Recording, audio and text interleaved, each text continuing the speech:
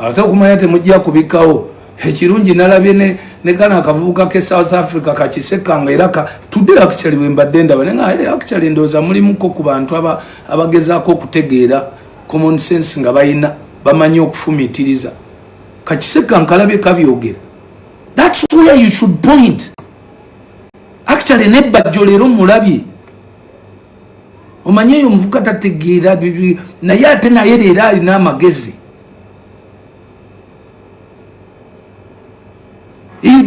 Muli mu nsobi temuddira byaffe ebintu ebiguiding abaana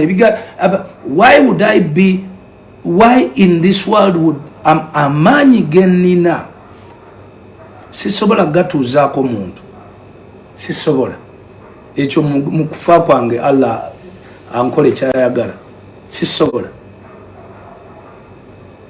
cause already nebenwana nabo banafu yenze nkyalina gwenwana naye musically no one. I'm doing musical wange like nothing. My job is to only support the Ugandan artists to see how far can we go. But the support is not putting ice cream in your mouth. You young people. The support won't come by smearing kungulu, mbukusiga kungulu. No! You need to understand it is even going to be tougher. Nalabe waliwo yakoze listi y'abayimbi mbu abalemwa ndoza kati mutegedde lwaki mwalemwa mbu the big three mbu system. Illusion in your mind obunafu. When we prayed tubagamba nange kati ngenda bagamba ekintu maze emyaka mingi nga mbagamba kunjaga ambagaba n'enjaga eyo gye mulaba nze nagitegeera enjaga kyekola. Enjaga eyo ena element gye making omuntu okubeera comfortable n'olabira ddala ng'ogenza oli wakabi. Kati omuntu wakabi ayinza okukola oleda aba amanyi wakabi. Get me that from omuntu bwobanga oli mu mode yegamba nti Rastafari oba olaba oli ne Katonda ng'otuuse oba tusobola kukola era bwe kuggwako ekibeerawo kibeera nti oba oyagala kuddayo eri ewa Katonda wabadde atudde ng'ozzaako. I don't want to put names on this, but I have seen so many great artists in Uganda destroy their careers and their lives because of weed.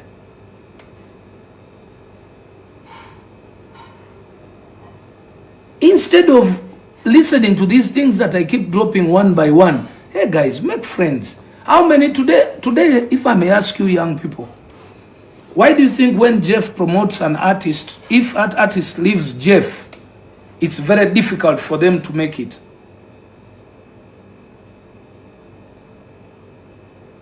Why do you think so? It's because you refuse to understand what is Jeff's strength. Jeff's strength is friends with DJs, friends with owners of radio stations. That is his strength. So when he gets an artist, he just keeps taking them back in his social capital.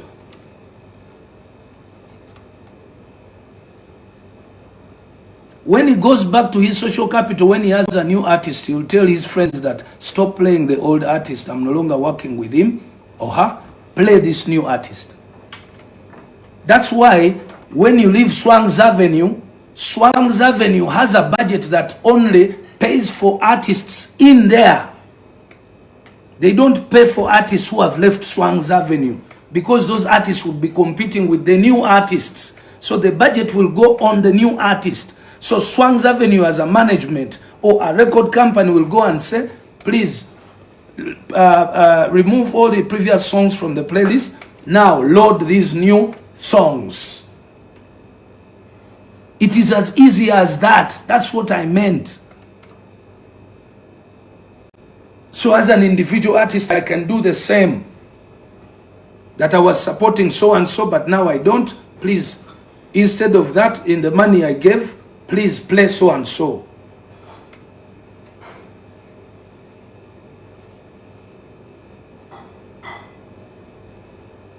So I want you artists to take this as business, not as fun, not as a favor, not as, we are not in church, guys, because you're wasting a lot of time.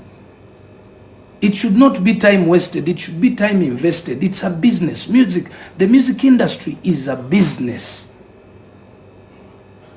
How is business done? Ask yourselves. That's why these guys that we're trying to compete with, when I did my interview with the shop in the UK, I was so hurt by just the things he told me. And he was right. The Ugandan artists started to go to the UK, to London, as much as the Nigerian artists were going there. Actually, I can guarantee you that there is no Nigerian who had a club. The clubs were owned by Ugandans. One of ours was Charlie Lubega, who owned, it was called the Paya. Yeah, Paya One, and another, what club in London. And even the Nigerians were having their nights in there. But there is no single Ugandan artist webalinga batutwala agenda ku Friday ku na kola media tour mu UK.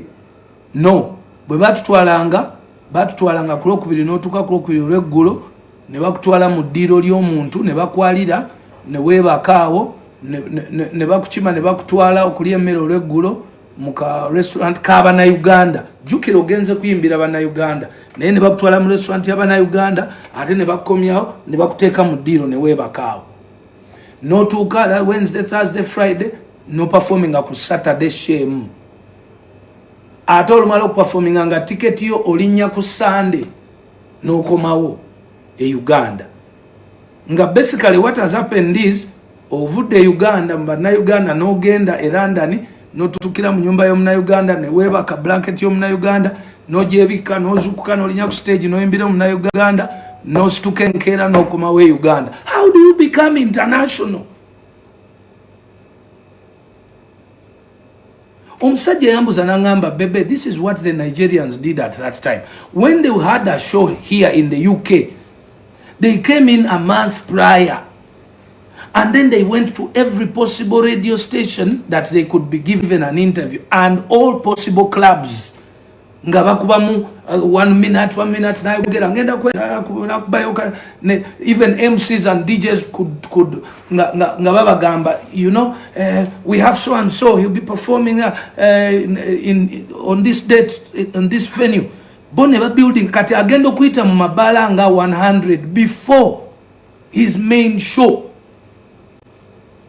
Ngogendo kwanga buli bala je abantu 15 20 so when they start to open venues zabwe ne zibanga abantu bajjanga bangi nezigenda ngazigaziwa kati atenga ne ku radios their names are getting to be known.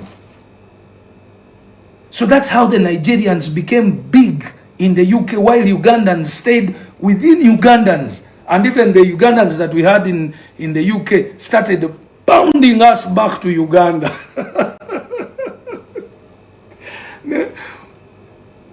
And ya kuwa business class watu yagala lekayo nga kwegamba ne batandika twist zatalanga ebiyenje waliwo benalaba baba collecting ango enkota.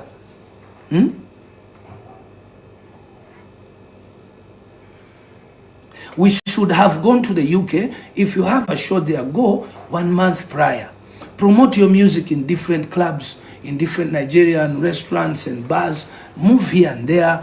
Do a few clips here and there. Spend some time there. Nigerians spend 2 to 3 months when they are there.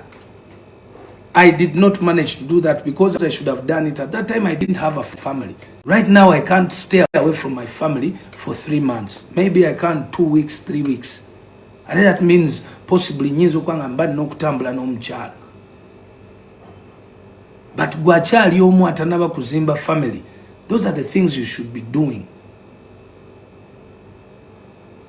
for 4 years bw'okikolera emyaka ena, there is no way abayimbi beeyo abali ku ground bwe bataakumanye. There is no way 1 or 2 or 3 radio stations that are big won't pick you up. There is no way those DJs won't pick you up. So bwe tubanga tubadde tulina conversation nga totegeera bintu bino, please temwefuula nti ate mbadde mbasirikiriddemukko mmwe. Badde mbasirikiriddemu naye ndaka ngenda kuulayo enjala. Era naddala those who want to criticize musically, please wait on the 30th and pick on that album and critically listen to it. Kati mujiwulirize kifuba so that mutegere omusajja ono ddala ddala byayogera Yesu dia oba mujiwulirize. Ate bw'oba totegedde era nja kutambula, I will do a media tour even if it means 1 year and a half. But I promise you within 1 year and a half or 2 years you'll understand why Bebe did what he did.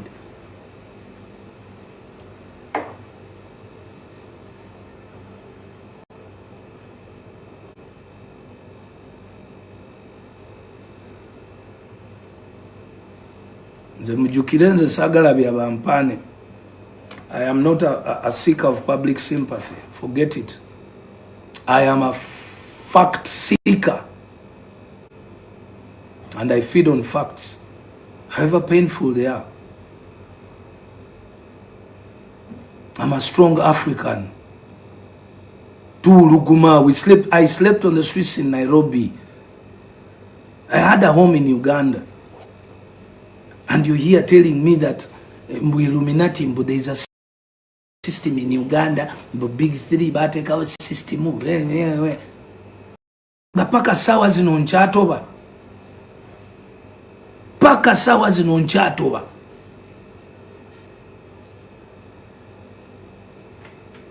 Sagala kwasabya ama. Nina bingi nnyo bye mmanyi nze myaka gino gyonna gye tubaddewo.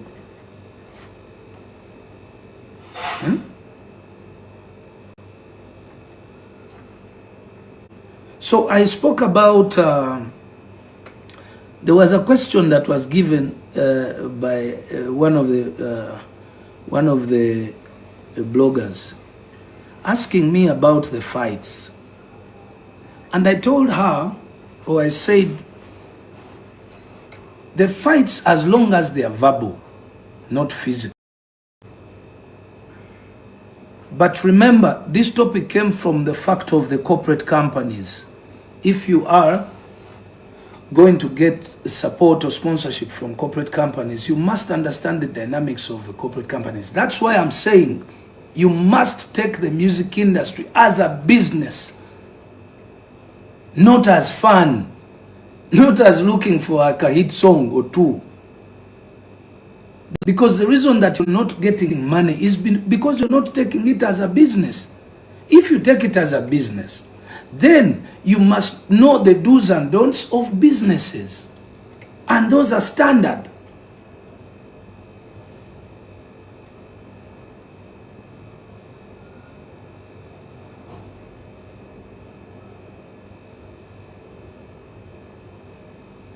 Those issues are standard. Bojitwala nga business omanya corporate companies okurelatinga naawe. Oyina okuba nga oli muyonjo. Yes, zifubye okutusupportinga despite, because the jungle world that we came from in Nairobi, we came nga abakongo batukubye nnyo, we came nga tulwana ne music wobweru wa Jamaica wachi ne babeeramu ne kabambi. Ate n'ebiseera ebyo abantu ba Uganda bali tebanategeera nnyo ku analyzing na ku scrutinizing companies. For example, I'll give you a good example. Singo muyimbi omwavayo na attacking abakazi, the person of a woman. Gojo kigeze ko ngoli muyimbi or attacking the person of a woman. Attacking a woman physically is different.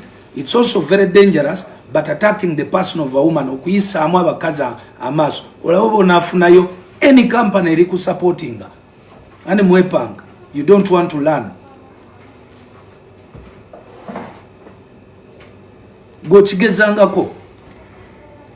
These companies have codes. So what I meant was, you can do the fights, but the fights are verbal. Oba nchogera mu luzungu kanchogere mu Luganda ndoza nantegeera bulungi kwanga bambadde ndoza nchogera mu luzungu mu Luganda nategeezezza nti okulwanagana kulyokenga kwa bigambo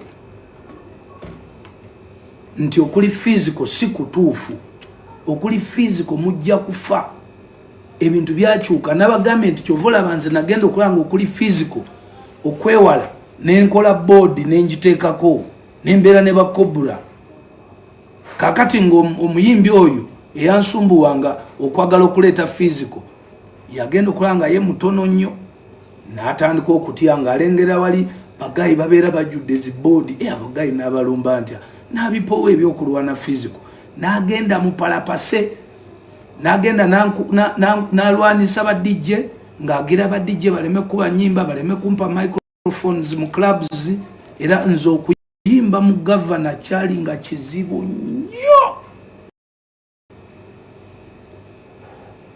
okuyimba mu box ya governor edda twai okubeera owakabigo olina okuyimba olina okufuna omukisa n'ofuna instrumento mu time saa 8 ez'ekiro ne bakkiriza okuyingira mu DJ box n'oyimba naye kati ngenda kikugamba nti omuyimbi oyo ya closinga ba DJ nga sirinawo empita kuyingira kajjaako oli wano mbuulira mbo system eyo gyoyita system kumbe musajja watu yali yerwanako nememuyitako.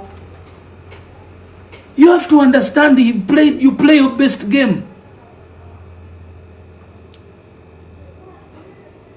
Nchiddemu kibagambe ekyo temugenda kigaana temugenda kijjawo bwe kiri.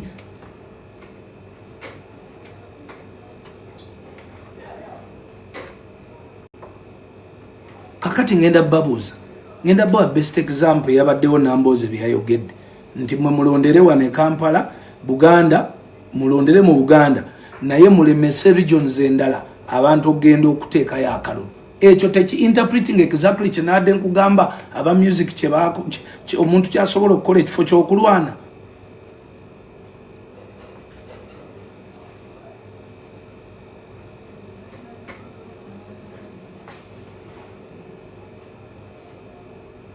Okay, let me speak English. Maybe I don't want all my international people to get lost. Because I see they're asking me to speak English, indeed. So, my fellow Ugandans, let us address things. Let us sit back and think deeper. You stop thinking that we don't, because you stop disliking Bebe Cool because he supports Museveni. Can't you see that his life is better? Is better than yesterday?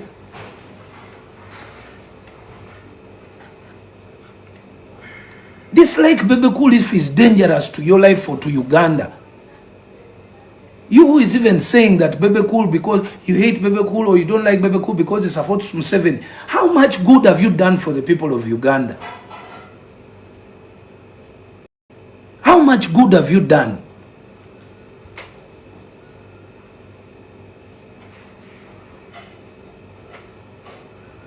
Instead of teaching people how you've made money, how you've made a good life, you still want to keep Ugandans who are poor behind the line of poverty so that they can keep voting for you. Because a person who gets money does not waste a lot of time in this nonsense. I remember the first time when I had this conversation with the president, I had a very deep conversation, but with some very, very big people, very big ministers, there were many. And you know, at that time it was immediately, we had been done with the elections about 2 weeks. So, I had him making a very big argument because I was seated just next. I get the opportunity sometimes to sit close. And he was telling these people that I don't want to hear political issues 1 month or maximum 3 months after the elections. I want now to focus, let the people of Uganda focus on on economical issues. But I can promise you it's only in Uganda where someone, a politician on the opposition, wants to keep people discussing Museveni for 5 years until the elections. 5 years! Okuva Kalulu Kalibwe Kagwa. From the last election, the opposition wants the people in the opposition to stay discussing Museveni for 5 years.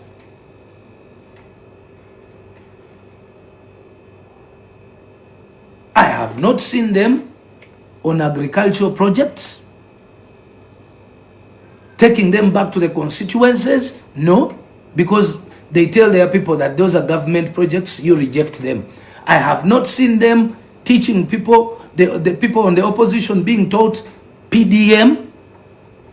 No, because they don't want to get that little money to help their homes, because the credit will then go to the present government. They want to keep you in the behind the poverty line, so that that vote is not misunderstood, so that the member of parliament stays in parliament for his job and his salary.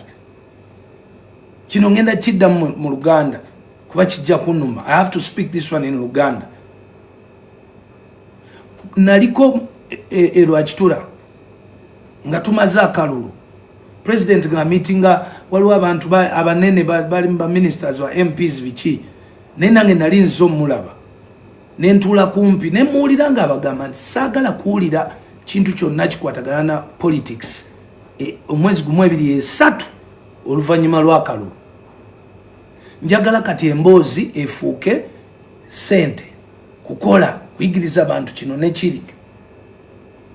Nga kyali agamba nti kiri very wrong and dangerous and inhuman okuyisa abantu n'obayisa emyaka 5 ng'oli mu kubalingiza politics mu mutwe. Banaakola ddi? Banaayiya ddi? When will they work? Or when will they focus on business? That's why you find all Ugandans now, everything that happens, they interpret it politically.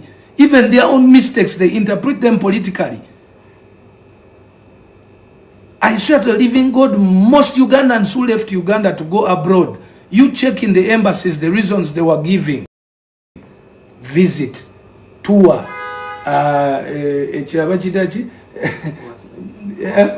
conference. None of them ever said that I'm running away because the country is bad. And I'm very sure the visas would have been given. Buli muntu ababawoza mbuno abawoza nti jawo kole byokola. Abawoza mbu greener pastures. Bonna bagamba nga visit, tour, school.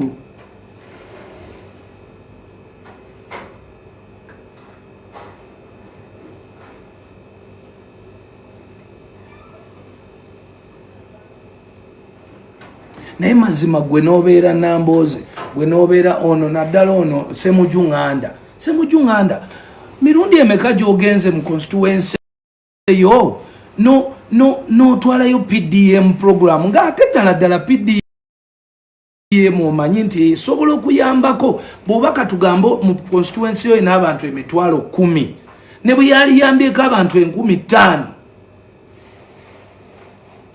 Mirundi emeka gy'oyise meeting n'oteekako abantu batuule bafune miliyoni 1.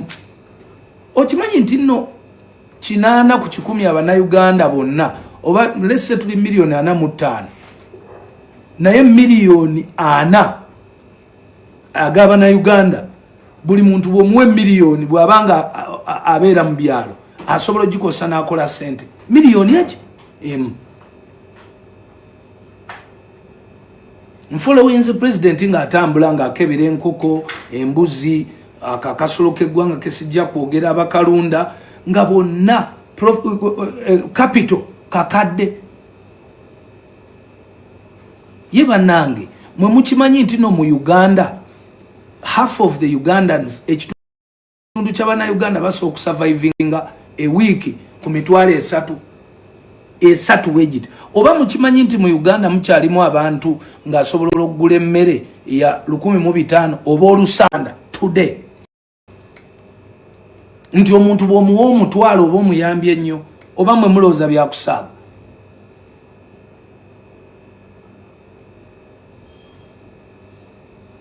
omuntu asobola okulivinga week number ku mitwalo 3 kitegeeze miliyoni nagikwatako emu bweti asobola okubaako nebyalo obusulusulu bwalundawo oba n'alima ennimiro ye n'ateekamu ebintu ebiwera ate jjukira n'endokwa zigabibwa bwereere nti nno bw'aba afunye endokwa ez'obwereere then n'afuna n'akakadde ka PDM oba bw'aba afunye enkoko obukoko buno bwe bagaba ku ssaza naye ddi abo abavubuka abasajja b'opposition bwe bakutte programs ezo ne bazitwalira ne bazinyonyola abantu oba ne bayamba abantu zifuna bo kye bakola bamala emyaka 5 years nga bablockinga obwongo bw'abantu mentality nga bagivuga baginyiga ereme kufuna kakadde ako ekalabe bubi so that basigaleyo mu bwavu basigale nga bakyalonda bano mu parliament so kyovola abantu nno nategedde lwaki yes kyovola banategedde lwaki akazanyako ku convertinga kyenabadde njogera ku Friday bakikyuseemu narrative okubika ensobi eyakoleddwa abakulembeze baabwe mwete mulowooza nti tuli basiru tutegeera guno omuzannyo gwa social media nze ngubaddemu ndoza kati ngenda myaka Facebook kozi yasookawo ku social media 2008 nganze nyingidde nze kabaka ndi omu ku basinga okubeera tricky ku social media najoininga 2009 we najoininga social media nga naawe agezako okuanalyzinga nga ne mu lubuto lwa maama wo tebannakulowoozaako kati gwembojje okyusa akaboozi kange ate saalikomyeona kubijustifyinga but sometimes it is important to expose these wrong mentalities wesiiza ebizigo wenna omasamasa otaddeko lipbamu mbwoyogera oliyukke be very careful fe tutegeera Uganda tekyali eri. I told you earlier ntino information is power. The biggest weapon of mass destruction that has ever been created invisibly is TikTok. Nti information kasita yatandika okutambula mu bantu abantu bategeera beerowooleza mugezeeko kati okufumiitiriza nga mwogera ebintu kyovola bakati abantu abamu abatandise okufuna big numbers be bantu aboogera facts ezisobola okubeera justified ate era kano kanka basuulirewo mu ababeerabeera kuno nga mukola obuntu muwa kaseera buseera abantu bagenda basengeka bagamba ono no wamma ayogera by'amazima ono nalinamu ku magezi ono awo wakujerega ono mwe musinga red paper musobola okusemberera ne red paper kyeyali ebaddeko oyinza okuginoonya kati olupapula n'olumu n'olulabako naye new vision teriiwo antu nga baagula red paper bannange kubanga yayiyanga nga yeesanyusa ya likes naye kati new vision si ekyayimiridde ne monitor because bafumitiza because bawandika facts because you can survive a bit here and there. We can understand you, but don't overthink until you have made it beyond the world is you can say what you want. No.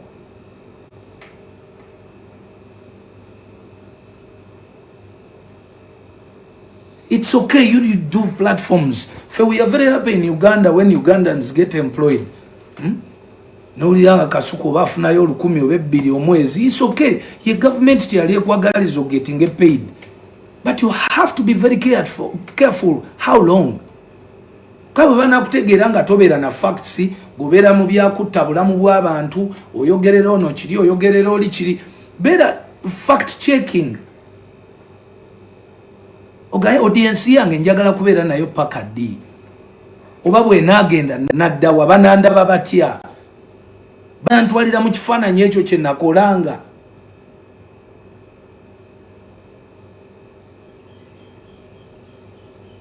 N'emirimu gino gye tukola mumanye nti gina effect at the end of the day.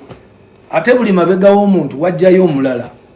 Mutemloza Antino, only the artists are the ones being replaced by the new generation. No, even media gets replaced by new generation. I wish I could show you the old media personalities. You would run away. You wouldn't even want to look at them. I wish I can show you the old rally drivers. You'd run away because they are new ones now. I wish I could show you the old TV presenters. You'd run away. They don't have TV stations. Yet you would have expected them to have learned how a TV is made. I only give credit to some of you people who have managed to accept, let me leave TV or radio, I make my page. Still credit goes to all of you, the Jenkins, the Kasukus. Kwa walimu kutandika mwali mutiribira muko. Naye ate era nalabye muddayo ku TV. Because akasente mutandise okulaba tekawera bulungi. The reality will keep pushing you into places. You must do things nga mwekenneenya mufumitirize olugendo kubanga olugendo si lwangu. Sibugenda kuba lwangu.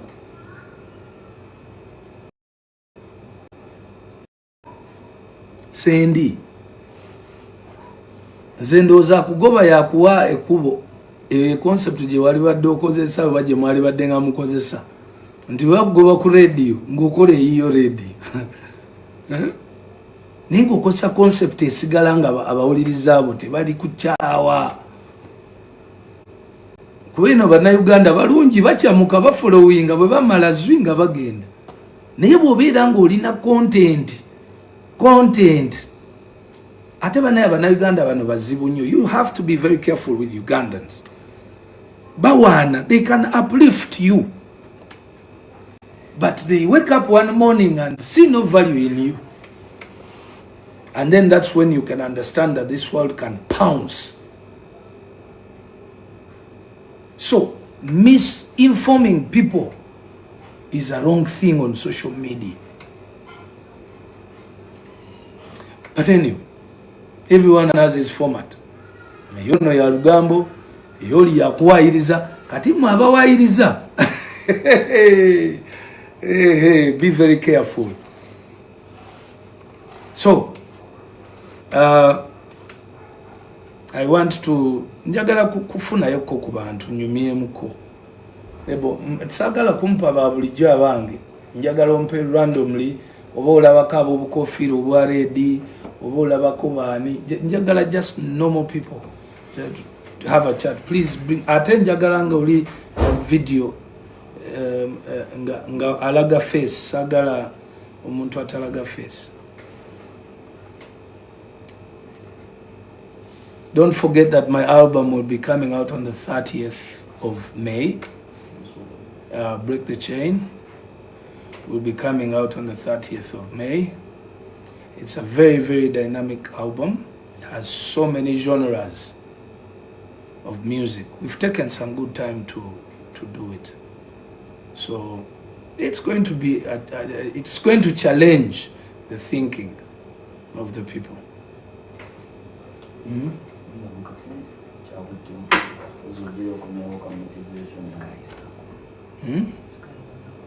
Sky Soldier. Huh? Oh yeah. And definitely those who have taken some time without my fans Abamaze Banga. If you haven't watched me, I'll be performing at Sky's Hotel on the 1st of May, live. It's going to be a very, very beautiful experience. Oh God. It's been a while since I last went live, and now I'm gearing up. The beautiful 2 songs that we've released on the album even sound way more beautiful on live. Yes, Bagara Muje. It's 100,000. Yes.